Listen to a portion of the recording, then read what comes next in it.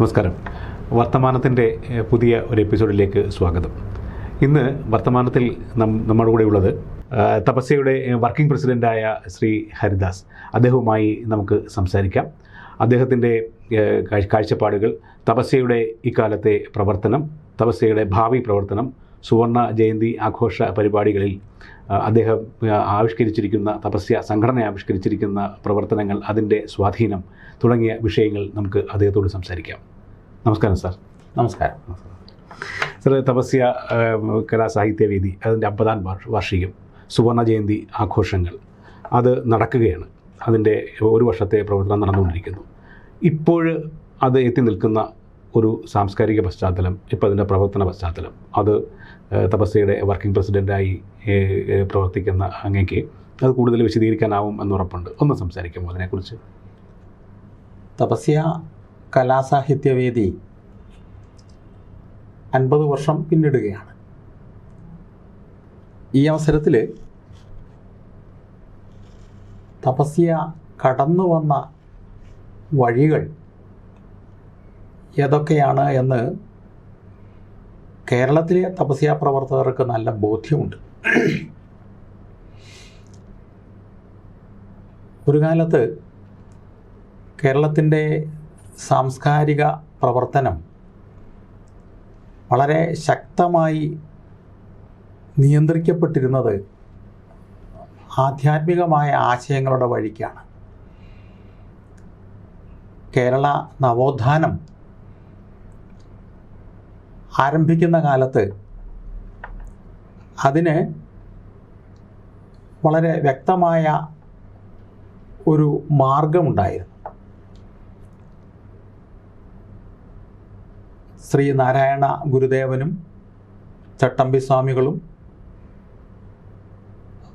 അതുപോലെ തന്നെ അയ്യങ്കാളിയും മന്നത്ത് പത്മനാഭനും ഒക്കെ നയിച്ച ഒരു നവോത്ഥാനം പിന്നീട് അതിൻ്റെ യഥാർത്ഥമായിട്ടുള്ള വഴി വിട്ട് പുതിയ ഒരു വഴിയിലൂടെയാണ് പുരോഗമിച്ചത്.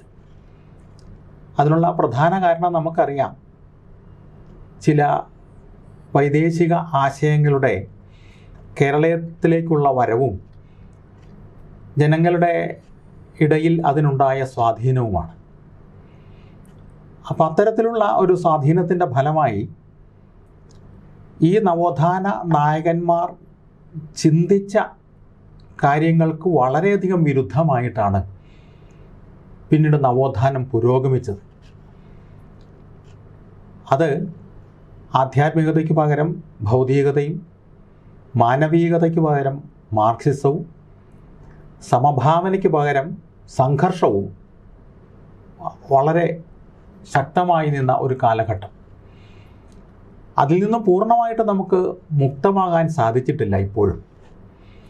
അപ്പം അത്തരത്തിലുള്ള ഒരു പശ്ചാത്തലത്തിലേക്കാണ് തപസ്യ കലാസാഹിത്യവേദി എന്ന സാംസ്കാരിക സംഘടന കടന്നു വരുന്നത്. അടിയന്തരാവസ്ഥ എന്നുള്ളത് ഒരു ആകസ്മികമായ സംഭവമായിരുന്നല്ലോ. അടിയന്തരാവസ്ഥയിൽ സ്വാഭാവികമായിട്ടും സർഗാവിഷ്കാരങ്ങളെ നിയന്ത്രിക്കുകയോ അതിനെ ചോദ്യം ചെയ്യുകയോ ഒക്കെ ചെയ്യുന്ന ഒരു സാഹചര്യം ഉണ്ടായി. ഒരു സാംസ്കാരിക സംഘടന നിലനിൽക്കണമെങ്കിൽ, വളരണമെങ്കിൽ സർഗാവിഷ്കാരങ്ങളുടെ അനസ്യൂതമായ വികാസമുണ്ടാകണം. അപ്പോൾ ആ വികാസത്തിന് തടസ്സം നേരിട്ട ഒരു ഘട്ടത്തിലാണ് തപസ്യ കലാസാഹിത്യവേദി വളരെ സ്വാഭാവികമായി ആവിർഭവിച്ചത്. അത് കോഴിക്കോട് അതിനുള്ള ഒരു പശ്ചാത്തലം ഒരുങ്ങുകയും ചെയ്തു. അപ്പോൾ അന്ന് കലാകാരന്മാരുടെയും സാഹിത്യകാരന്മാരുടെയും ആത്മാവിഷ്കാരത്തിന് തടസ്സം നിന്ന ഒരു സാഹചര്യത്തിന് എതിരായി ചില വ്യക്തികൾ പ്രവർത്തിച്ചതിൻ്റെ ഫലമായിട്ടാണ് തപസ്യ എന്ന് പറയുന്ന സാംസ്കാരിക സംഘടന രൂപം കൊണ്ടത്. അപ്പോൾ ആ ലക്ഷ്യത്തിലൂന്നി കേരളത്തിൻ്റെ വഴിതെറ്റിപ്പോയ നവോത്ഥാനത്തെ അതിൻ്റെ ശരിയായ ട്രാക്കിലേക്ക് കൊണ്ടുവരിക എന്നുള്ളതും കലാസാഹിത്യ മേഖലയിൽ ശരിയായിട്ടുള്ള സർഗാവിഷ്കാരം നടക്കുന്നതിന് വേണ്ടിയിട്ടുള്ള സാഹചര്യം ഉണ്ടാവുക എന്നുള്ളതും ആണ് തപസ്യ ലക്ഷ്യമാക്കിയിരുന്നത്. ഇന്നും തപസ്യ ആ ദൗത്യത്തിലൂന്നിയാണ് പ്രവർത്തിക്കുന്നത്. ഞാൻ മനസ്സിലാക്കുന്ന ഒരു കാര്യം, ഇപ്പോൾ സർഗാവിഷ്കാരം എന്ന് പറയുന്ന ഒരു ആത്മാവിഷ്കാരമാണ്. അതിൽ ഒരു സംഘടനയ്ക്ക് അല്ലെങ്കിൽ ഏതെങ്കിലും ബാഹ്യശക്തികൾക്ക് ഉണ്ടാകുന്ന നിയന്ത്രണം അത് അനാവശ്യവുമാണ്. പക്ഷേ സർഗപ്രക്രിയയ്ക്ക് ഒരു സംഘടിത സ്വഭാവം ലക്ഷ്യമുണ്ടാവുകയും വേണം. അപ്പോൾ ഒരു സംഘടനയ്ക്ക്, തപസ്യ പോലെ ഒരു സംഘടനയ്ക്ക് ഞാൻ താരതമ്യം ചെയ്യുന്നത് 90 വർഷം പിന്നിട്ട പുരോഗമന കലാ സാഹിത്യ സംഘവുമായിട്ടാണ് ഞാൻ താരതമ്യം ചെയ്യുന്നത്. ഒരു കൃത്യമായ ഉദ്ദേശത്തിൽ രാഷ്ട്രീയ സ്വഭാവത്തിൽ പ്രവർത്തിക്കുന്ന സംഘടനയിലും തപസ്യയും തമ്മിലൊരു വ്യത്യാസം പറഞ്ഞാൽ എന്താണ്, അതിനെ എങ്ങനെയാണ് നമുക്ക് നിർവചിക്കാനാകുന്നത്? തപസ്യ കേരളത്തിൻ്റെ സ്വത്വം മനസ്സിലാക്കി പ്രവർത്തിക്കുന്ന ഒരു സംഘടനയാണ്. കേരളത്തിൻ്റെ സ്വത്വം ഭാരതത്തിൻ്റെ സ്വത്വത്തിൽ നിന്നും വിഭിന്നമല്ല. അപ്പോൾ ആ സ്വത്വത്തെ തിരിച്ചറിഞ്ഞുകൊണ്ട് അതിനെ സംരക്ഷിക്കുക, അതിനെ പരിപോഷിപ്പിക്കുക എന്ന ലക്ഷ്യത്തിലൂന്നിയാണ് തപസ്യ എന്ന സാംസ്കാരിക സംഘടന പ്രവർത്തിക്കുന്നത്. ചുരുക്കത്തിൽ കേരളത്തിൻ്റെ മണ്ണും മനസ്സും വളരെ കൃത്യമായി തിരിച്ചറിയുന്ന സംഘടനയാണ് തപസ്യ കലാസാഹിത്യവേദി. മനസ്സ് എന്നുള്ളത് നമ്മുടെ ഈ പ്രദേശത്തിൻ്റെ സംസ്കാരമാണ്. ആ സംസ്കാരത്തിൻ്റെ ആവിർഭാവവും അതിൻ്റെ വികാസവും അതിൻ്റെ ഇപ്പോഴത്തെ അവസ്ഥയും എല്ലാം ഈ കേരളത്തിൻ്റെ മനസ്സുമായി ബന്ധപ്പെട്ട് നിൽക്കുകയാണ്. മണ്ണ് എന്നുള്ളത് പ്രകൃതിയാണ്. പ്രധാനമായും ഈ 2 മേഖലകളിലൂന്നിയാണ് തപസ്യ പ്രവർത്തിക്കുന്നത്. അപ്പോൾ അതിനൊരു കേരളത്തിൻ്റെ സ്വത്വ ബോധത്തെ കൃത്യമായി ഉൾക്കൊണ്ടുകൊണ്ട് നടത്തുന്ന ഒരു പ്രവർത്തനമാണ് തപസ്യയുടേത്. അതിൽ കലാകാരൻ്റെ ആത്മാവിഷ്കാരം ഉണ്ടാകും. അതേപോലെ തന്നെ പ്രകൃതി സംരക്ഷണത്തിനുള്ള ഒരുപാട് നിർദ്ദേശങ്ങളുണ്ടാവും. പുരോഗമന കലാസാഹിത്യ സംഘം ഇത്തരത്തിലുള്ള ഒരു ആശയമല്ല പ്രചരിപ്പിക്കുന്നതെന്ന് നമുക്കെല്ലാവർക്കും അറിയാം. 1981 കേരളത്തിൽ അതിൻ്റെ പ്രവർത്തനം തുടങ്ങിയപ്പോൾ വളരെയധികം സാഹിത്യകാരന്മാരും കലാകാരന്മാരും ഒരു വലിയ പരിധിവരെ ആദ്യ കാലഘട്ടത്തിൽ അതിൽ ആശങ്കപ്പെട്ടിട്ടുണ്ട്. കാരണം എങ്ങനെയാണ് ഒരു ഭൗതിക ആശയത്തിന് പ്രാമുഖ്യം കൊടുക്കുന്ന ഒരു പ്രസ്ഥാനം, ആത്മാവിഷ്കാരത്തിന് പ്രാമുഖ്യം കൊടുക്കുന്ന കലയും സാഹിത്യവും ആയിട്ട് ബന്ധപ്പെട്ട മേഖലയോട് പ്രതികരിക്കുന്നത്, അല്ലെങ്കിൽ ആ മേഖലയിൽ പ്രവർത്തിക്കുന്നത് എന്നതിനെക്കുറിച്ച് ഒരുപാട് ആശങ്കപ്പെട്ടിട്ടുള്ള ആൾക്കാരുണ്ട്. പക്ഷെ പിന്നീട് സാമൂഹ്യ രാഷ്ട്രീയ സാഹചര്യങ്ങൾ മാറി വന്നപ്പോൾ ഒരുപാട് പല സാഹിത്യകാരന്മാരും കലാകാരന്മാരും അതിൽ അണിചേർന്നിട്ടുമുണ്ട്. മാർക്സിയൻ സൗന്ദര്യ ദർശനം എന്നൊക്കെ ഉള്ള ഒരാശയം ഉയർത്തിപ്പിടിച്ചിട്ടാണ് അവർ കലാസാഹിത്യ മേഖലയിൽ പ്രവർത്തിക്കാൻ തുടങ്ങിയത്. യഥാർത്ഥത്തിൽ മാർക്സിസവും സൗന്ദര്യ ദർശനവും തമ്മിൽ ബന്ധപ്പെടുത്താൻ സാധിക്കില്ല. മാർക്സിസത്തിന് ഒരു സൗന്ദര്യ ദർശനം ഉണ്ട് എന്ന് നമുക്ക് വിശ്വസിക്കാൻ സാധിക്കില്ല. കാരണം അതൊരു ഭൗതികതയ്ക്ക് പ്രാധാന്യം കൊടുക്കുന്ന, സാമ്പത്തിക വികാസത്തിന് പ്രാധാന്യം കൊടുക്കുന്ന, സമൂഹത്തിൻ്റെ ഉൽപാദന വിതരണ മേഖലകൾക്ക് പ്രാധാന്യം കൊടുക്കുന്ന ഒരു ദർശനമാണ് മാർക്സിസം എന്ന് പറയുന്നത്. ദർശനം എന്ന് പറഞ്ഞാൽ മുഴുവൻ ശരിയല്ല, അതൊരു ഭാരതീയ വാക്കാണ്. ഒരു പൊളിറ്റിക്കൽ തത്വചിന്തയാണ്, പൊളിറ്റിക്കൽ ഫിലോസഫിയാണ്. അപ്പോൾ അത്തരത്തിലുള്ള ഒരു സാഹചര്യത്തിൽ നമ്മൾ മാർക്സിസത്തിൻ്റെ വികാസത്തോടനുബന്ധിച്ചുണ്ടായ പുരോഗമന കലാസാഹിത്യ സംഘം കേരളത്തിൽ ശരിയായ രീതിയിലല്ല പ്രവർത്തിച്ചത്. ഒരുപാട് കുറച്ച് കലാകാരന്മാരെ സ്വാധീനിക്കാൻ സാധിച്ചിട്ടുണ്ട്, കുറച്ച് സാഹിത്യകാരന്മാരെ സ്വാധീനിക്കാൻ സാധിച്ചിട്ടുണ്ട്. അതിന് ഒരുപാട് മറ്റ് കാരണങ്ങളുണ്ട്. അവർ ആ അണിയിൽ ചേരാൻ ഒരുപാട് മറ്റ് കാരണങ്ങളുണ്ട്, ഭൗതികപരമായിട്ടുള്ള കാരണങ്ങളുണ്ട്. സ്ഥാനമോഹങ്ങൾ വരാം, മറ്റു തരത്തിലുള്ള ലാഭങ്ങൾ വരാം.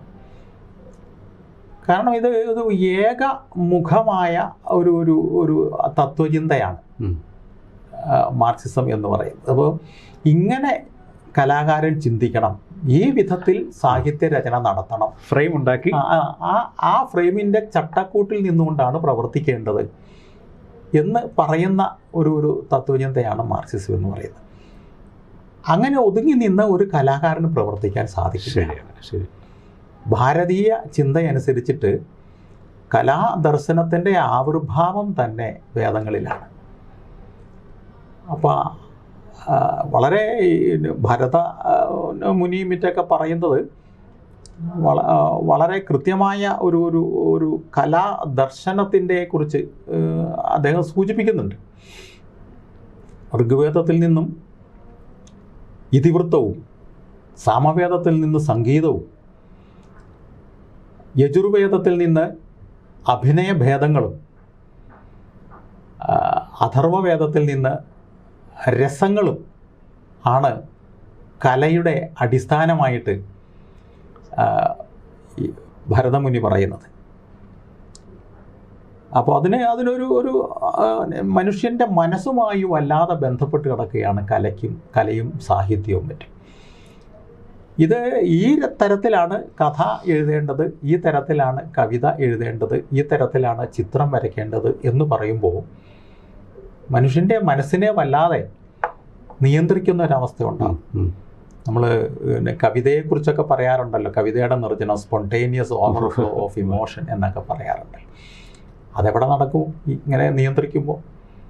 അങ്ങനെയാണെങ്കിൽ അലക്സാണ്ടർ സോൾസെനിറ്റ്സിൻ എന്ന് പറയുന്ന നോവലിസ്റ്റ് ഗുലാഗ് ആർക്കിപ്പെലാഗോ എന്ന് പറയുന്ന പുസ്തകം എഴുതിയപ്പോൾ എന്തിനാണ് ആ പുസ്തകം നിരോധിച്ചത്? എന്തിനാണ് സോൾസെനിറ്റ്സിനെ നാടുകടത്തിയത്? അദ്ദേഹത്തിൻ്റെ നോബൽ പ്രൈസ് കിട്ടിയ പുസ്തകമാണ് ഗുലാഗ് ആർക്കിപ്പെലാഗോ. അപ്പോൾ കഥാകാരൻ എങ്ങനെ കഥ എഴുതണം എന്ന് തീരുമാനിക്കുന്ന ഒരു തത്വശാസ്ത്രം ഒരിക്കലും വിജയിക്കില്ല. ചിത്രകാരൻ എങ്ങനെ ചിത്രം വരയ്ക്കണം എന്ന് നിർദ്ദേശിക്കുന്ന, ഡയറക്റ്റ് ചെയ്യുന്ന ഒരു തത്വശാസ്ത്രത്തിന് വിജയിക്കാൻ സാധിക്കില്ല. കാരണം കലയും സാഹിത്യവും നൈസർഗികമായിട്ടുള്ള വാസനാവിശേഷങ്ങളുടെ അടിസ്ഥാനത്തിൽ വികാസം പ്രാപിക്കുന്ന ഒരു സിദ്ധിയാണ്. അതുകൊണ്ട് അങ്ങനെ നിയന്ത്രിക്കാൻ സാധിക്കില്ല. പുരോഗമന കലാസാഹിത്യത്തിൻ്റെ ഏറ്റവും വലിയ പരാജയം അതാണ് എന്നാണ് ഞാൻ കരുതുന്നത്. ഈ സാറ് പറഞ്ഞിരിക്കുന്ന ഈ കാര്യത്തിൽ ഇപ്പോൾ ഉച്ഛൃംഖലമായ ഒരു സ്ഥിതിവിശേഷം, ആ സ്ഥിതിവിശേഷത്തിൽ തപസ്യ പോലെ ഒരു സംഘടനയ്ക്ക് എന്താണ് ചെയ്യാനാവുന്നത്, എന്താണ് അതിൻ്റെ ഒരു പ്രസക്തി എന്നൊക്കെ പറയാൻ പറ്റുന്ന തരത്തിൽ ഞാൻ ഉദാഹരണം പറഞ്ഞു കഴിഞ്ഞാൽ, ഇപ്പോൾ സാറ് നേരത്തെ പറഞ്ഞത് വളരെ കൃത്യമാണ്. പുരോഗമന കലാസാഹിത്യ സംഘത്തിൻ്റെ അനുസാരികളായിരിക്കുന്ന ആൾക്കാർ അവരെല്ലാം എഴുതുന്നത് രാഷ്ട്രീയ ബോധത്തിൽ, രാഷ്ട്രീയ ലക്ഷ്യത്തിൽ, രാഷ്ട്രീയം പ്രചരിപ്പിക്കുന്ന തരത്തിലാണ് അവരുടെ ഏത് കവിതയായാലും കഥയായാലും നാടകമായാലും ഏത് മേഖലയിലായാലും. അപ്പോൾ ഇത് തപസ്യ അങ്ങനെ ഒരു നിർബന്ധം പിടിക്കുന്നില്ല എന്ന് മാത്രമല്ല, അതിൻ്റെ ദർശനം ഈ പറഞ്ഞ തരത്തിലുള്ളതാണ്. അങ്ങനെ വരുമ്പം ഈ സംഘടന എന്ന തരത്തിൽ ഉള്ള തപസ്യയുടെ പങ്കെന്താണ്, റോൾ എന്താണ്? ഒരുപക്ഷെ സാഹിത്യത്തിൽ അല്ലെങ്കിൽ കലയിലെ സംസ്കാരത്തിൽ മാത്രം വ്യാപരിക്കുകയും രാഷ്ട്രീയത്തിൽ നിന്ന് വിട്ടു നിൽക്കുന്നതും കൊണ്ടാണോ ഈ പ്രസൻസിൻ്റെ കാര്യത്തിൽ ഞാൻ താരതമ്യം ചെയ്യുമ്പോൾ, ഇപ്പം സാർ പറഞ്ഞത് കേരളത്തിലുണ്ടായ പുരോഗമന കലാ സാഹിത്യ സംഘത്തിൻ്റെ അവസ്ഥയിൽ അതിനു മുമ്പ് ദേശീയ തലത്തിൽ ആ ഒരു പ്രസ്ഥാനം രൂപപ്പെട്ടിരുന്നല്ലോ. അപ്പോൾ അതിൻ്റെ ഒരു കണക്ക് നോക്കിയാൽ 90 വർഷമായത്. അപ്പോൾ 90 വർഷമായിട്ട് അത് രാഷ്ട്രീയം തന്നെയാണ് അതിൻ്റെ ഒരു മുഖ്യ ലക്ഷ്യമായിട്ട് വരുന്നത്. അതിന് പ്രസൻസ് കാണിക്കുകയും ചെയ്യുന്നു നമുക്ക് തോന്നിപ്പിക്കുന്നു. സാർ നേരത്തെ പറഞ്ഞ പ്രധാനപ്പെട്ട കാര്യമാണ്, അതിൻ്റെ സ്ഥാനങ്ങളിലിരിക്കുന്ന ആൾക്കാർ ആ തരത്തിലുള്ള ഇൻഫ്ലുവൻഷ്യൽ സ്ഥാനങ്ങളിലേക്ക് എത്തുന്നു, അതൊക്കെ. പക്ഷേ തപസ്യ അതിനൊന്നും നിൽക്കുന്നില്ല. തപസ്യ അതിൻ്റെ സർഗ ലക്ഷ്യത്തിൽ പോകുന്നുണ്ട്. അപ്പോൾ സംഘടന എന്ന തലത്തിൽ 50 വർഷം പിന്നിടുമ്പോൾ തപസ്യ ഉണ്ടാക്കിയിരിക്കുന്ന സാമൂഹ്യ ഇമ്പാക്റ്റ് എന്താണ്, സാഹിത്യ കലാ സാംസ്കാരിക മേഖലയിൽ ഉണ്ടാക്കിയിരിക്കുന്ന സ്വാധീനം എന്താണെന്നൊരു ചോദ്യം വന്നാൽ നമുക്ക് എന്തായിരിക്കും അതിനോട്? ഇത് ഒരു ആത്മാവിഷ്കാരത്തിന് പ്രാധാന്യം കൊടുക്കുന്ന ഒരു സാംസ്കാരിക പ്രവർത്തനമാണല്ലോ തപസ്യ എന്ന് പറയുന്നത്. അപ്പോൾ ആത്മാവിഷ്കാരത്തിന് പ്രാധാന്യം കൊടുക്കുന്ന അല്ലെങ്കിൽ അതിലൊരു ക്രിയേറ്റീവായിട്ടുള്ള പ്രവർത്തനങ്ങൾക്ക് പ്രാധാന്യം കൊടുക്കുന്ന കലാകാരന്മാരെയും സാഹിത്യകാരന്മാരെയും സംഘടിപ്പിച്ചുകൊണ്ടാണ് സമൂഹത്തിൽ മാറ്റങ്ങൾ ഉണ്ടാക്കേണ്ടത് എന്നാണ് തപസ്യ വിചാരിക്കുന്നത്. ശരി. അവർക്ക് നിർലോഭമായ സഹകരണം കൊടുത്തുകൊണ്ട് അവരുടെ ചിന്തകൾ സ്വാഭാവികമായിട്ട് വികാസം പ്രാപിക്കുന്ന അവസരത്തിൽ കലാകാരന്മാരാണെങ്കിൽ അവരുടെ സൃഷ്ടികൾ അവരുടെ നൈസർഗികമായ സിദ്ധിവിശേഷം കൊണ്ട് വികാസം പ്രാപിക്കുമ്പോൾ അതിൻ്റെ സ്വാധീനം കൊണ്ട് സംഭവിക്കുന്ന മാറ്റങ്ങളാണ് സമൂഹത്തിന് പരിണാമം ഉണ്ടാക്കി കൊടുക്കേണ്ടത്. സമാജ പരിവർത്തനം എന്ന് പറയുന്നത് അങ്ങനെയാണ് സംഭവിക്കേണ്ടത്. അപ്പോൾ അത്തരത്തിലുള്ള ഒരു മാറ്റം സംഭവിക്കണമെങ്കിൽ കുറച്ച് കാലം വേണ്ടി വരും. ഇപ്പോൾ നമ്മുടെ നാട്ടിൽ അത്തരത്തിലുള്ള പ്രവർത്തനങ്ങൾക്ക് വിരുദ്ധമായിട്ട് നടന്ന ഒരുപാട് മാറ്റങ്ങൾ തപസ്യയ്ക്ക് ഇടപെടുവാനും ചൂണ്ടിക്കാണിക്കുവാനും ചിലത് പരിഹരിക്കുവാനും സാധിച്ചിട്ടുണ്ട്. അക്കിത്തത്തിൻ്റെ കവിത പാഠപുസ്തകത്തിൽ തിരുത്തപ്പെട്ട ഒരു കാര്യം നമുക്കറിയാം. എന്തുകൊണ്ടാണ് അമ്പാടിക്കണ്ണന്റെ ഞാവൽപ്പഴത്തിന്റെ നിറമാണെന്ന് പറഞ്ഞത് തിരുത്തി എഴുതിയത്. അപ്പോൾ ഇതൊക്കെ അവർ ഒരു മനഃപൂർവ്വം ചെയ്യുന്ന ഒരു സംഗതിയാണ്. അത് പുതിയ ആഖ്യാനങ്ങൾ ഉണ്ടാക്കാൻ വേണ്ടിയിട്ട് ആണ് ഇത്തരത്തിലുള്ള പ്രവർത്തനങ്ങൾ നടത്തുന്നത്. അപ്പോൾ ഈ പുതിയ ആഖ്യാനങ്ങളിലൂടെ, നിർബന്ധപൂർവമായ ശാസനങ്ങളിലൂടെ, ഭരണവർഗത്തിൻ്റെ ശക്തമായ ഇടപെടലിലൂടെ സമൂഹത്തിന് കുറേ മാറ്റങ്ങൾ വരുത്തുവാൻ ഈ പറയുന്ന വിഭാഗത്തിന് സാധിച്ചിട്ടുണ്ട്. ആ മാറ്റം എന്ന് പറയുന്നത് ശാശ്വതമല്ല. ശാശ്വതമായ മാറ്റം ഉണ്ടാകണമെങ്കിൽ അത് മനസ്സുകൾക്ക് വലിയ ഒരു പരിവർത്തനം ഉണ്ടാക്കുന്ന തരത്തിലാവണം. ഒരുപാട് വയലാറുമിറ്റൊക്കെ എത്രമാത്രം സ്വാധീനിക്കപ്പെട്ടു എന്നവർ പറയുമ്പോഴും വാളല്ലൻ സമരായുധം എന്ന് പറഞ്ഞിട്ട് ഞാൻ പകരം മണിവീണയാണ് അദ്ദേഹം പറയുന്നത്. വാളുകൊണ്ടുണ്ടാക്കുന്ന ശബ്ദം അല്ല അദ്ദേഹത്തെ സ്വാധീനിക്കുന്നത് എന്നാണ് അതിൻ്റെ അർത്ഥം. അല്ലെങ്കിൽ വാളുകൊണ്ടുണ്ടാക്കുന്ന സ്വാധീനമല്ല സമൂഹത്തിൽ യഥാർത്ഥമായിട്ട് ഉണ്ടാവേണ്ടത് എന്നാണ് അദ്ദേഹം ആഗ്രഹിക്കുന്നത്. ഇദ്ദേഹം തന്നെ ചില നമുക്കറിയാം, വയലാർ തന്നെ തൃക്കാക്കര പൂപോരാഞ്ഞ് തിരുനക്കര പൂപോരാഞ്ഞ് തിരുമാന്താംകുന്നിലെത്തിയ തെക്കൻ കാറ്റേ എന്ന കവിത എഴുതിയപ്പോഴേക്കും അതിന് വലിയ എതിർപ്പുണ്ടായി. അങ്ങനെ എഴുതാൻ പാടില്ല, കവി അങ്ങനെ എഴുതാൻ പാടില്ല, അങ്ങനെ എഴുതാൻ ഉള്ള ആളല്ല കവി. പിന്നെ എങ്ങനെയാണ് എഴുതേണ്ടത്? അവർ പറയുന്നത് പോലെ എഴുതുക എന്നുള്ളതാണ്. അപ്പോൾ അവിടെ കലാകാരൻ്റെ യഥാർത്ഥമായിട്ടുള്ള കഴിവ് ധ്വംസിക്കപ്പെടുകയാണ്, അത് നിയന്ത്രിക്കപ്പെടുകയാണ്. നിയന്ത്രിക്കപ്പെടുന്ന സർഗാത്മകത ഒരിക്കലും പൂർണ്ണമാവില്ല. അത് അങ്ങനെ അനർഗളം ഒരു തടസ്സവുമില്ലാതെ പ്രവഹിക്കേണ്ട ഒന്നാണ്. അത് ആണ് നമ്മൾ ഊന്നൽ കൊടുക്കുന്ന അതിനാണ്. അതിന് കുറച്ച് മാറ്റം വരാൻ കുറേ സമയമെടുക്കും. കാരണം നമ്മൾ ജീവിക്കുന്നത്, നമ്മൾ ഇതൊക്കെ ഈ മാറ്റങ്ങളൊക്കെ കാണുന്നത് നമ്മുടെ ജീവിതകാലത്ത് വെച്ചുകൊണ്ടാണ്. നമുക്ക് കിട്ടുന്ന 60, 70, 80 വർഷമാണ്. ഈ 80 വർഷങ്ങളിൽ നമ്മൾ കാണുന്നു എത്രമാത്രം പരിവർത്തനം നമ്മൾ കാണുന്നു, വലിയ മാറ്റം നമ്മൾ കാണുന്നു. ആ മാറ്റം ഒരു പക്ഷത്തു നിന്നും മറ്റൊരു പക്ഷത്തേക്ക് വരുന്ന കലാകാരന്മാർ, ഒ വി വിജയനെ പോലെയുള്ള ആൾക്കാർ ശക്തമായ മാർക്സിയൻ ചിന്താഗതി പ്രചരിപ്പിക്കണം, എഴുത്തിലൂടെ പ്രചരിപ്പിക്കണം എന്ന് ആഗ്രഹിച്ചിരുന്ന അദ്ദേഹം ഗുരുസാഗരം എഴുതി. ഗുരുസാഗരം എന്ന ഗ്രന്ഥം എഴുതുകയും ഭാഗവതമാണ് എൻ്റെ ആയുധം എന്ന് പറയാതെ പറയുകയും ചെയ്തു. ഭാഗവതമാണ് എൻ്റെ ആയുധം എന്ന് പറഞ്ഞു. ഞാൻ തപസ്യയുടെ പ്രവർത്തകർ തന്നെ അദ്ദേഹത്തെ ചെന്ന് കണ്ടപ്പോൾ അദ്ദേഹം പറഞ്ഞത്, എൻ്റെ ദർശനം എന്ന് പറയുന്നത് ഹൈന്ദവതയിൽ ഊന്നിയിട്ടുള്ള ദർശനമാണ്. ഞാൻ ഹൈന്ദവതയുടെ അനന്ത സ്ഥലികൾ തേടിക്കൊണ്ടിരിക്കുകയാണ് എന്നാണ് അദ്ദേഹം പറഞ്ഞത്. അദ്ദേഹം തന്നെ ഈ കാർട്ടൂണിസ്റ്റ് ആയിരുന്നല്ലോ അദ്ദേഹം. കാർട്ടൂണിസ്റ്റായിരുന്ന അദ്ദേഹം ഈ കാർട്ടൂണുകളിലൂടെ മൂലധനത്തെ പോലും വിമർശിച്ചിട്ടുണ്ട്. അപ്പോൾ അത്തരത്തിൽ മാറ്റങ്ങൾ വരണമെങ്കിൽ കുറേ സമയമെടുക്കും.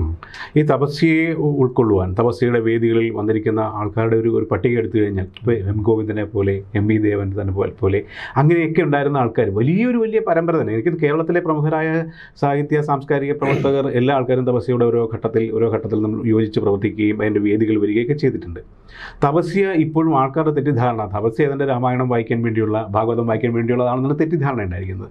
പക്ഷേ ഭരതമുനിയുടെ നാട്യശാസ്ത്രത്തിൽ നിന്ന് അപ്പുറത്തേക്ക് ചിന്തിക്കാൻ തയ്യാറാവുന്ന ഭാസനെ പോലെയുള്ള ആൾക്കാരെ അവരുടെ പിന്മുറക്കാരായി വളർന്നു വന്ന അല്ലെങ്കിൽ അവരുടെ സ്കൂൾ ഓഫ് തോട്ടിൽ നിന്ന് പ്രചോദനം ഉൾക്കൊണ്ട കവല നാരായണ പണിക്കരുടെ വിപ്ലവകരമായ നാടകങ്ങൾ അതിനൊക്കെ അവതരണ വേദികൾ കൊടുത്തത് ഏറ്റവും കൂടുതൽ കൊടുത്തിരുന്നത് തപസ്യയാണ്.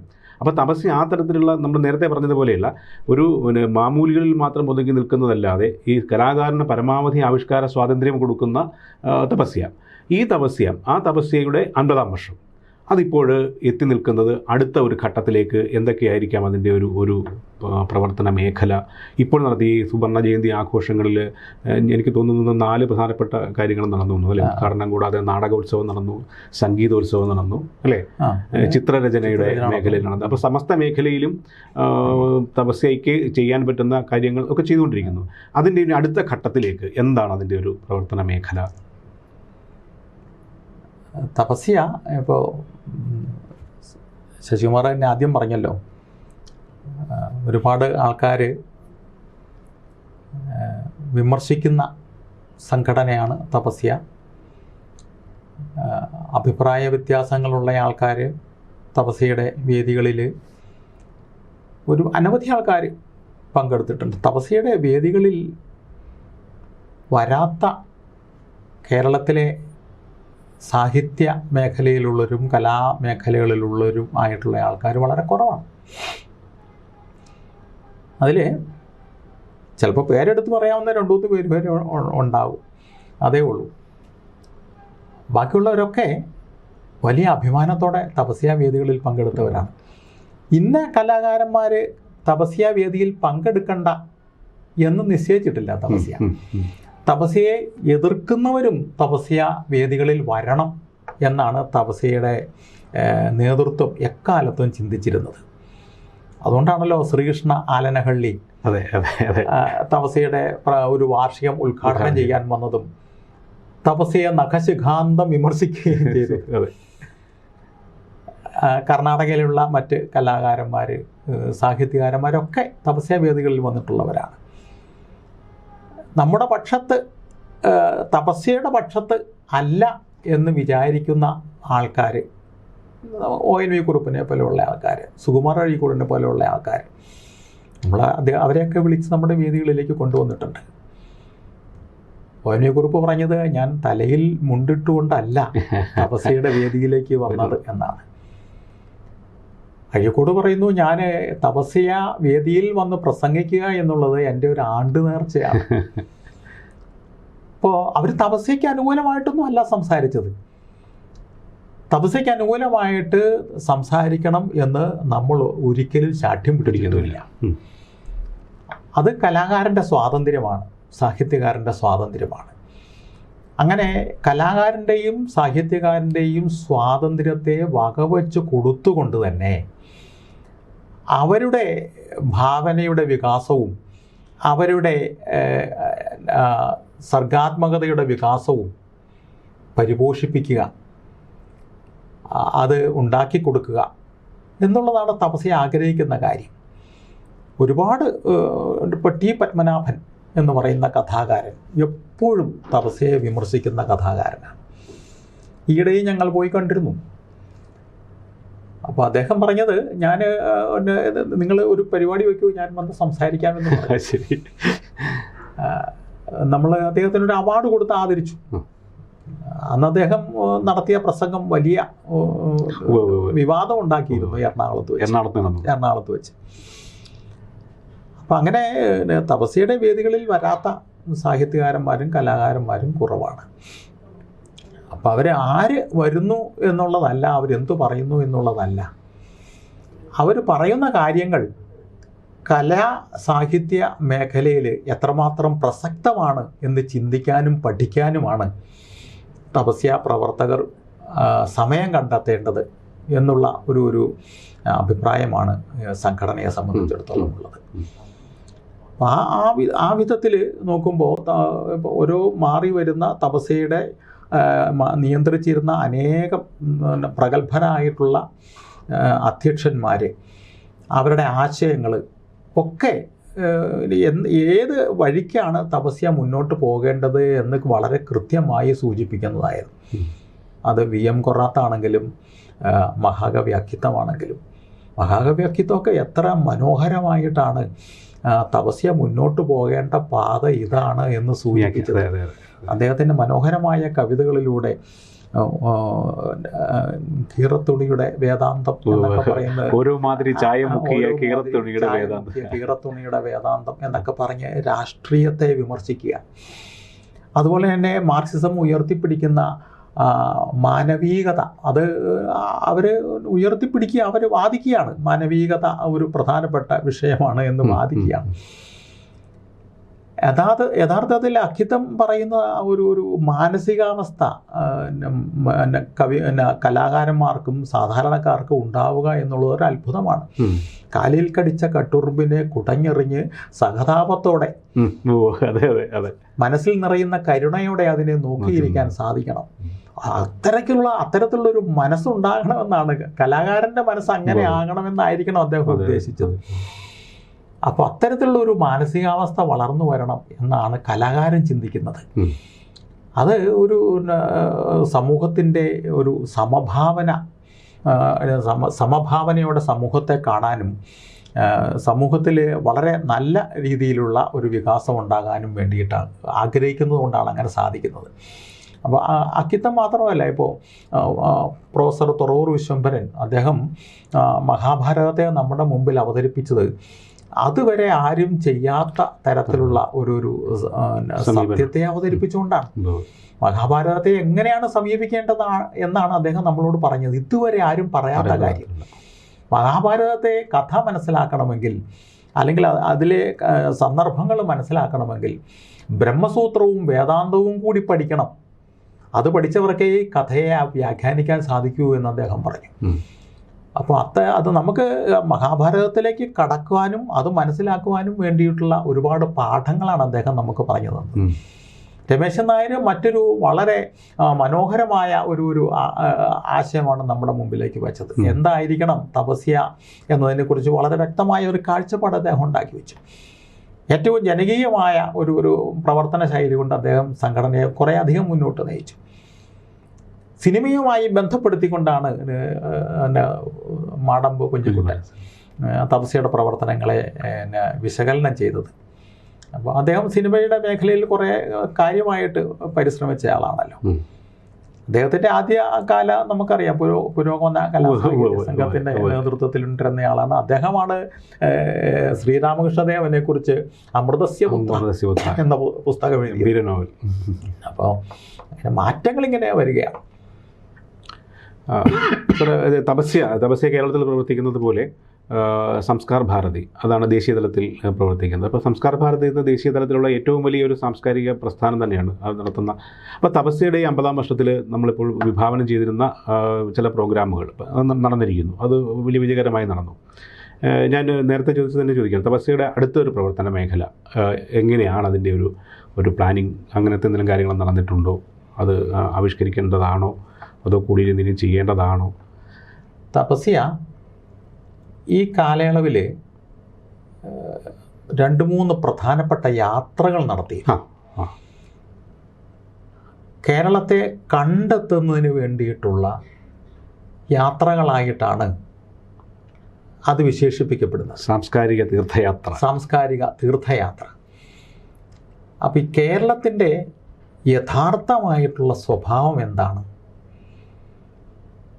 അത് തിരിച്ചറിഞ്ഞുകൊണ്ട് ആ സ്വഭാവത്തെ പഠിച്ചുകൊണ്ട് ഈ പ്രദേശത്തിൻ്റെ പ്രശ്നങ്ങളെ പരിഹരിച്ച് മുന്നോട്ട് പോകാൻ പറ്റുന്ന ഒരു സാംസ്കാരിക പ്രവർത്തനമാണ് തപസ്യ ആഗ്രഹിക്കുന്നത്. രണ്ടാമത്തെ യാത്ര, സാംസ്കാരിക തീർത്ഥാടനം, ഒരു പ്രധാനപ്പെട്ട മുദ്രാവാക്യം ഉയർത്തിയിരുന്നു. എൻ്റെ ഭാഷ, എൻ്റെ ഭൂമി, എൻ്റെ സംസ്കാരം. അപ്പോൾ എൻ്റെ ഭാഷയ്ക്കും ഭൂമിക്കും സംസ്കാരത്തിനും കാവലാളായി നിൽക്കാൻ കഴിയുന്ന ഒരു സംഘടനയാവണം തപസ്യ എന്നുള്ള ആശയമാണ് അതിലൂടെ ഉയർത്തിപ്പിടിച്ചത്. ഭാഷയ്ക്ക് വലിയ അപജയം സംഭവിച്ചു കഴിഞ്ഞിരിക്കുന്നു എന്നാണ് നമ്മളൊക്കെ വിശ്വസിക്കുന്നത്. അപ്പോൾ ആ അപജയത്തിൽ നിന്നും ഭാഷയെ രക്ഷിച്ചെടുക്കുക എന്നുള്ളത് ഒരാവശ്യമായി തീർന്നിരിക്കുകയാണ്. ഇന്ന് മലയാള ഭാഷ വളരെയധികം പ്രതിസന്ധിയെ നേരിടുകയാണ്. ലോകത്തിൽ ഒരു സ്ഥലത്തും ഉണ്ടാകുമെന്ന് തോന്നുന്നില്ല സ്വന്തം ഭാഷ സെക്കൻഡ് ലാംഗ്വേജ് ആയിട്ട് പഠിപ്പിക്കുന്നു,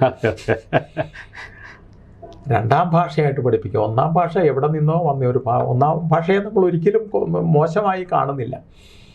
അപ്പോൾ രണ്ടാം ഭാഷയായി ഈ പ്രാദേശിക ഭാഷ പഠിക്കണം എന്ന് വരുന്നത് വലിയ ഒരു പോരായ്മയാണ്.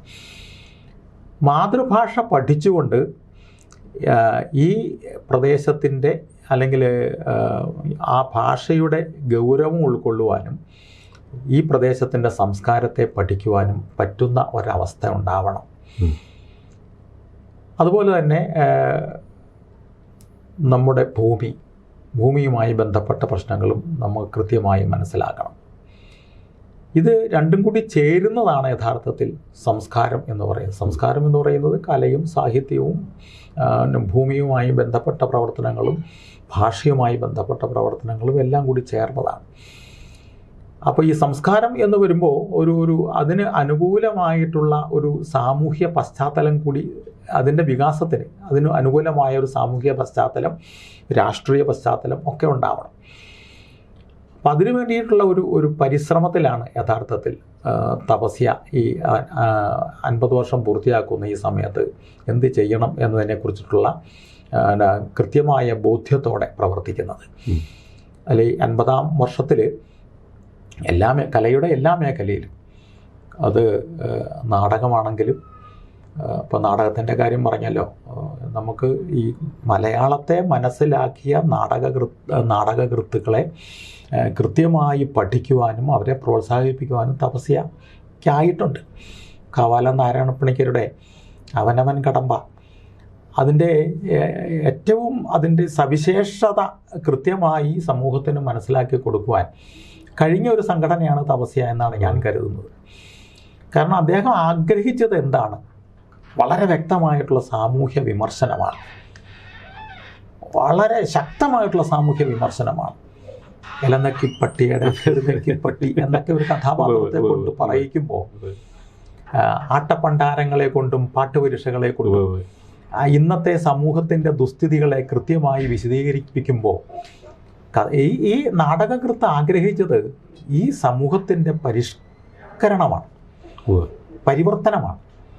അപ്പം അത്തരത്തിലുള്ള നാടകകൃത്തുക്കളെ നമ്മുടെ വേദിയിൽ കൊണ്ടുവന്ന് അവരെ പ്രോത്സാഹിപ്പിച്ച് അവരുടെ ചിന്താധാരകളെ സാമൂഹ്യപരമായ മാറ്റത്തിന് വിനിയോഗിച്ചുകൊണ്ട് മുന്നോട്ട് പോകണം എന്നാണ് തപസ്യ ആഗ്രഹിച്ചത്. ഈ 50-ാം വർഷത്തിലും തപസ്യ ഇത് തന്നെയാണ് ചെയ്തുകൊണ്ടിരിക്കുന്നത്. തപസ്യ ഈ യാത്രകൾ, സാംസ്കാരിക യാത്രകൾ വിടുന്നില്ല. അത് കാസർഗോഡ് ഈ കഴിഞ്ഞ ദിവസവും ഞങ്ങൾ 2 ദിവസത്തെ യാത്ര നടത്തി. എത്രയോ കലാകാരന്മാരുടെ വീടുകൾ, പി കുഞ്ഞിരാമൻ നായരുടേതുപോലെയുള്ള, മഹാകവി കുട്ടവത്തിൻ്റേതുപോലെയുള്ള വീടുകൾ, ഭവന സന്ദർശനങ്ങൾ, ആ മുറ്റത്ത് യോഗങ്ങൾ നടത്തിക്കൊണ്ട് അതിൽ ആനന്ദം കണ്ടെത്തുക, അവരുടെ സാഹിത്യ സൃഷ്ടികളെ ഒന്നുകൂടി മനസ്സിലിരുത്താൻ ശ്രമിക്കുക, അവരെ ഉദ്ദേശിച്ചത് എന്താണ് എന്ന് എല്ലാവരുമായിട്ട് പങ്കുവയ്ക്കുക. അങ്ങനെയുള്ള കാര്യങ്ങൾ ഉൾപ്പെടെ 2 ദിവസം യാത്ര ഈ വർഷവും നടത്തി. പാലക്കാട് ഒരു അന്താരാഷ്ട്ര സംഗീതോത്സവം നടത്തി. അപ്പോൾ സംഗീതത്തിന് വളരെ ശക്തമായ അടിവേരുള്ള ഒരു സംസ്ഥാനമാണ് കേരളം. കേരളത്തിലെ ഏറ്റവും പ്രധാനമായിട്ട് പാലക്കാട്. അപ്പോൾ അവിടെ നമ്മൾ മലയാള സംഗീതജ്ഞരെയൊന്നും അല്ല നമ്മൾ അനുസ്മരിച്ചത്. ത്യാഗരാജനെയും അതുപോലെ തന്നെ മറ്റ് പ്രധാനപ്പെട്ട സംഗീതജ്ഞരെയൊക്കെയാണ് നമ്മളെ അവിടെ അനുസ്മരിച്ചതും അവരുടെ കൃതികളാണ് അവിടെ ആലപിച്ചതും. അതൊരു 4 ദിവസം നീണ്ട പരിപാടിയായിരുന്നു. അന്തർദേശീയ സംഗീതോത്സവമായിരുന്നു അത്. അത് വിദേശത്തു നിന്നുള്ള ആൾക്കാരും വന്ന് അവതരിപ്പിച്ചത് വളരെ സവിശേഷമായ കഴിവോടുകൂടി അവർ അവതരിപ്പിച്ചത് ഭാരതീയ സംഗീതമാണ്. വയലിനും മറ്റും അവർ ആലപിച്ചത് ഈ പഞ്ചരത്ന കീർത്തനവുമായി ബന്ധപ്പെട്ട കീർത്തനങ്ങളാണ്. അപ്പോൾ അതൊക്കെ അത്ഭുതകരമായ സംഗതിയാണ്. എല്ലാ മേഖലയിലുള്ള ആൾക്കാരെയും ഒന്നിച്ച് കൊണ്ടുപോകാൻ വേണ്ടിയിട്ടുള്ള ഒരു പരിശ്രമം. ഈ തപസ്യ അവതരിപ്പിച്ച വനപർവ്വം കേരളത്തിലെന്നല്ല ഭാരതത്തിൽ തന്നെ ഒരുപക്ഷെ ഈ ആഗോള താപനം അല്ലെങ്കിൽ പരിസ്ഥിതി പ്രശ്നം ഈ കാര്യങ്ങളൊക്കെ ചർച്ചയാവുന്നതിന് മുമ്പ് തന്നെ തപസ്യ അവതരിപ്പിച്ചതാണ് വനപർവ്വം എന്ന് പറയുന്നത്. അത് നേരത്തെ സാറ് പറഞ്ഞില്ലേ, പരിസ്ഥിതി മേഖല. അപ്പോൾ കലാസാഹിത്യ മേഖല എന്ന് പറയുന്നത് പരിസ്ഥിതിയും കൂടിയാണ്, പ്രകൃതിയും കൂടിയാണെന്നുള്ളൊരു സങ്കല്പം. അപ്പോൾ അത് ഈ കാലത്തിന് മുന്നേ ആയി പോയത് കൊണ്ടായിരിക്കണം ഒരുപക്ഷെ ആ തരത്തിലത് ശ്രദ്ധിക്കപ്പെടാതെ പോയി എന്ന് എനിക്ക് എൻ്റെ ഒരു ശ്രദ്ധിക്കപ്പെടാതെ പോയി എന്ന് എനിക്ക് അഭിപ്രായമില്ല. ശ്രദ്ധിക്കപ്പെട്ടിട്ടുണ്ട് എന്ന് തന്നെയാണ് ഞാൻ കരുതുന്നത്. കാരണം ഈ നമ്മുടെ ഈ പ്രദേശത്തിൻ്റെ അല്ലെങ്കിൽ ഭൂമിയുടെ പച്ചപ്പ് നിലനിർത്താൻ വേണ്ടിയിട്ട് ഓരോരുത്തരും ശ്രമിക്കണം എന്നുള്ള സന്ദേശം കൊടുക്കാൻ തപസ്യയ്ക്ക് ഒരുപാട് വർഷങ്ങൾക്ക് മുമ്പ് തന്നെ സാധിച്ചിട്ടുണ്ട്. പെരുമ്പാവൂരും കണ്ണൂരും അതുപോലെ തന്നെ തിരുവനന്തപുരത്തും ഒക്കെ വനപർവ്വം ആഘോഷമായിട്ട് സംഘടിപ്പിക്കാൻ സാധിച്ചിട്ടുണ്ട്. പെരുമ്പാവൂരൊക്കെ ആയിരക്കണക്കിന് തൈകളാണ് വൃക്ഷത്തൈകളാണ് വിതരണം ചെയ്തത്. എത്രയോ സ്ഥലത്ത്. അതിനുശേഷം 10-20 വർഷം കഴിഞ്ഞ് കണ്ണൂർ ചെല്ലുമ്പോൾ ഞങ്ങൾ പല മീറ്റിങ്ങുകളും സംഘടിപ്പിച്ചത് ഈ മരത്തണലിൽ നിന്നുകൊണ്ടാണ്. അതൊരു അത്ഭുതകരമായ അനുഭവമായിരുന്നു. അപ്പോൾ അതുകൊണ്ട് വനപർവ്വം നമ്മൾ ശ്രദ്ധിക്കപ്പെടാതെ ആൾക്കാർ, കേരളത്തിലെ ജനങ്ങൾ ശ്രദ്ധിച്ചില്ല എന്ന് പറയാൻ സാധിക്കില്ല. പിന്നെ പൊതുവെ ഇങ്ങനെയുള്ള കാര്യങ്ങൾ ശ്രദ്ധിക്കുന്ന ആൾക്കാരുടെ എണ്ണം ഒരു ഭൂരിപക്ഷമായിരിക്കില്ല, ഒരു ന്യൂനപക്ഷമായിരിക്കുമല്ലോ അതൊക്കെ ശ്രദ്ധിക്കുന്നത്. കാരണം സുഗതകുമാരി ടീച്ചറിനെയും സുഗതകുമാരി ടീച്ചർ എങ്ങനെയാണോ സമൂഹത്തെ കണ്ടത്, എങ്ങനെയാണോ സാമൂഹ്യ പ്രശ്നങ്ങളെ കണ്ടത്, എങ്ങനെയാണ് പരിസ്ഥിതി പ്രശ്നങ്ങളെ കണ്ടത്, അപ്പോൾ അതുപോലെ തപസ്യയ്ക്കും കാണാൻ സാധിച്ചിട്ടുണ്ട് എന്നുള്ളത് കൊണ്ടാണ് സുഗതകുമാരി ടീച്ചറെ ഒരുപാട് വേദികളിൽ നമുക്ക് കൊണ്ടുവരാൻ സാധിച്ചത്, അവരെ കൊണ്ട് കവിത ചൊല്ലിപ്പിക്കാൻ സാധിച്ചത്, സംസാരിപ്പിക്കാൻ സാധിച്ചത്. അവരുടെ ഒരുപാട് ശാസനകൾ, സ്നേഹപൂർവമായ ശാസനകൾ അനുഭവിക്കാനും സാധിച്ചത് അതുകൊണ്ടാണ്. അപ്പോൾ സൈലൻറ്റ് വാലി പ്രക്ഷോഭത്തിൻ്റെയൊക്കെ സമയത്ത് തപസ്യയിലെ പ്രവർത്തകർ ശക്തരായിട്ട് രംഗത്തുണ്ടായിരുന്നു. ആ പ്രക്ഷോഭം എന്ന് പറയുന്നപ്പോൾ എനിക്ക് തോന്നുന്നത് ONV കുറുപ്പൊക്കെ ഭൂമിക്കൊരു ചരമഗീതം എഴുതുന്ന സമയത്താണെന്ന് എനിക്ക് തോന്നുന്നു. അത് ഒരു 40 വർഷമൊക്കെ ആയി കാണും, 35-40 വർഷമൊക്കെ ആയി കാണും. അപ്പം അന്നു മുതൽ തപസ്യ പ്രചരിപ്പിക്കുന്ന ഒരു ആശയമാണ് വനപർവ്വത്തിൻ്റെ ആശയം. ഒരു 10 വർഷങ്ങൾക്ക് മുമ്പാണ് തൊടുപുഴയിൽ ഡോക്ടർ ഗാഡ്ഗിലിനെ ഞങ്ങൾ കൊണ്ടുവന്നു. ഡോക്ടർ ഗാഡ്ഗിലിനെ നമുക്കറിയാം, സാനുക്കളുടെ പ്രത്യേകത ഏറ്റവും കൂടുതൽ മനസ്സിലാക്കിയിട്ടുള്ളൊരു ഗവേഷകനാണ്. അതിൻ്റെ പ്രാധാന്യവും അതിനെ അങ്ങനെ പരിരക്ഷിക്കേണ്ടതിൻ്റെ അത്യാവശ്യവും അദ്ദേഹം ചൂണ്ടിക്കാണിച്ചിരുന്നു. അപ്പോൾ ആ കാലത്ത് ഇടുക്കിയിൽ ഹൈ റേഞ്ച് സംരക്ഷണ സമിതി എന്ന് പറയുന്ന ഒരു സംഘടന രൂപം കൊണ്ടു. ഈ ഗാഡ്ഗിൽ വച്ച നിർദ്ദേശങ്ങൾ ഒരു കാരണവശാലും സ്വീകരിക്കില്ല എന്ന് പറഞ്ഞാണ് ഇവരുടെ പ്രചരണം ഉണ്ടായത്.